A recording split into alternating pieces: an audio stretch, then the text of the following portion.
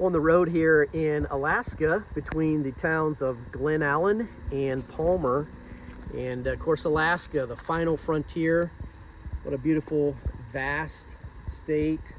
We go back in the 1800s, 1867, Alaska was purchased from Russia.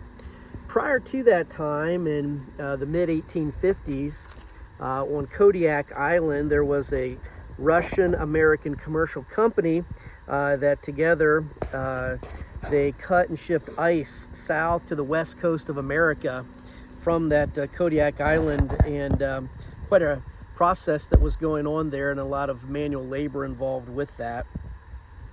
Well, once America had purchased Alaska from Russia, then there was a man that came to the Kodiak Island there and saw the sad spiritual, not just physical, but the sad spiritual condition of the natives that were there. And he really sent out a plea for churches to set up works and missions on that Kodiak Island area of Alaska. And so in 1886, Ida and Ernest Roscoe moved there to Kodiak, and actually to a small island just near Kodiak called Woody Island. There he and she together saw a great need particularly in the lives of the children there on that island. And so by 1893, Ida and Ernest Roscoe had erected a building on Woody Island as the first missionaries, Baptist missionaries, to Alaska. And in 1893, the first orphan was taken in, and this was the birth of the Kodiak Baptist Mission.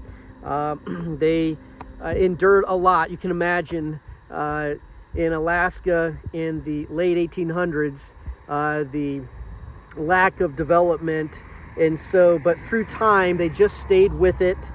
They added a girls' dormitory, a boys' dormitory, an office building, a barn, a carpenter shop, a cannery, a silo, and a dining room.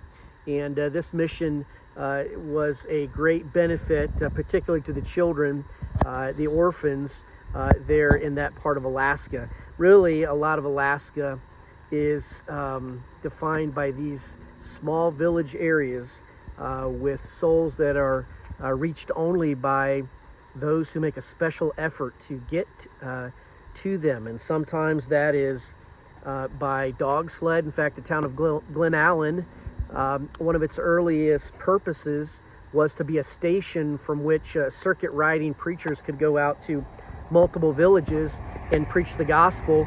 And back in the 20s, 30s, I'm told that was often done in the long winters by means of dog sled. And so the circuit riding preacher, not on a horseback, but on a dog sled. Many needy parts of this state. And the First Baptist Church in Anchorage was formed in the early 1870s, and also an interesting account where a number of people met regularly in various homes, and then a prayer meeting was established, and then gathered together. Their first meetings were under a large beech tree near the home of Mary Smith. And then by mid-1870s, 1875, the First Baptist Church of Anchorage was established. So it's been a blessing to be up here and to see some different parts of the state, to see the ways that churches in the big city of Anchorage and then the city of Fairbanks are trying to not just reach their areas, but also reach into these various villages by boat, by plane, and it's a difficult work.